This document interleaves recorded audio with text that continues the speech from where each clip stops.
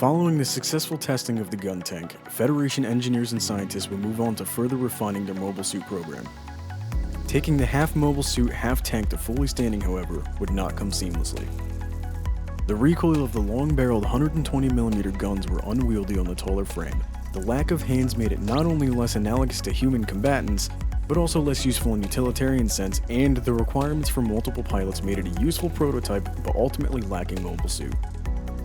To that end, what the gun tank ushered would be refined and reinvented. And while the RX-78 would go on to exemplify and embody the mobile suit for centuries to come, it would be the RX-77 Guncannon that would be the first Federation mobile suit. The RX-77 Guncannon, despite its humanoid appearance, still carries a number of features from its predecessor. Its shoulder and arm assemblies are clearly derivatives of the gun tank, with the rounded shoulder cowlings and the mountings for its shoulder-mounted weapons. Again, another design cue taken from the mobile suit that came before. However, less obvious is the unseen similarities, such as the targeting computers and design ideas taken from its design role as a close support mobile suit. To that end, the Guncannon, unlike its future Gundam and GM counterparts, focus on two major factors of the triangle: armor and firepower. However, at this point, we should probably take a short detour to explain exactly what the triangle is. The triangle is a concept from 20th and 21st century design in the development of armored fighting vehicles. After the Second World War, it was somewhat realized that such vehicles had three core facets designers would focus on: its protection, its firepower, and its mobility. Naturally, attempting to emphasize one often came as a detriment to the others. While mobile suits had evolved far beyond their tracked terrestrial ancestors, this concept is still relevant today and going forward may be implemented to better give our idea of where a particular mobile suit might fit on the triangle. As mentioned before, the Guncannon focused heavily on its armor and firepower. While this made the suit less mobile, it was still capable of keeping up with the Zaku 2 through a combination of running and short jump maneuvers.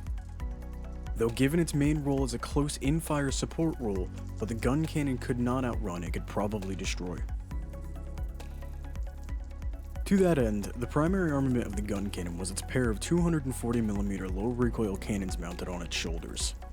Carrying 20 rounds for each cannon, it had a rather impressive firing rate, though panicked pilots could quickly expend this ammunition if not careful. There were also plans for a pair of spray missile launchers to be mounted in the shoulder housings, carrying 12 rockets each. We say plans because while the launchers are confirmed to be tested, it is unknown if they were used in combat. It also came standard with a pair of 60mm Vulcan autocannons stored in the head. With the removal of the BOP missile launchers, it was decided to give this as a last-ditch close-quarters weapon able to damage opposing sensors and shoot down aircraft. From here on, however, we should talk about the weapons the Federation had developed, or procured, for their mobile suits to use with their newly developed hands. First among these was the XBR L-79A beam rifle. Developed as an offshoot of the XBR-M designed for use by the Gundam, the L-79A was a longer-range weapon while retaining the devastating battleship-grade firepower. With an effective range of 18.5 miles, the advanced fire control systems of the Guncannon made it well-suited for using this devastating weapon, though it also similarly lacked the sufficient energy required for sustained use. The Guncannon could also make use of the XBR-M, however, the prohibitive cost of manufacturing these early beam rifles made them a rarity on the battlefield. More commonly seen on the few Guncannon units that were produced before the introduction of both the mass production type and GM units was the YHI-YF MG100 100mm machine gun. Essentially an upscaled machine gun firing rounds more contemporary to the 21st century battle tanks. Capable of firing high-explosive anti-tank, armor-piercing fin-stabilized discarding sabot, and high-explosive squash head rounds, it was a cheaper but still effective weapon to deal with most opposing mobile suits. If this was not enough, it could also come equipped with a pair of leg-mounted grenade racks. While the Guncannon was primarily designed as a mid-range support unit, its limited production run made it the primary mobile suit of the EFF for a period of time before the introduction of the GM. Upon the deployment of the GM, the Guncannon line would continue to see development with the RX-77D as well as the 77-3 heavy cannon. The success of the Guncannon cannot be overstated. Its use, derivatives, and inspiration across Federation design is palpable even into the late UC-100s. though of all the Project V mobile suits, one would stand out above all the others. Such is its legacy and status among mobile suits that derivatives, descendants, and imitators would be referred to as being Gundam types. Next time you're in the workshop, remind me if I can tell you all about the RX-78 Gundam.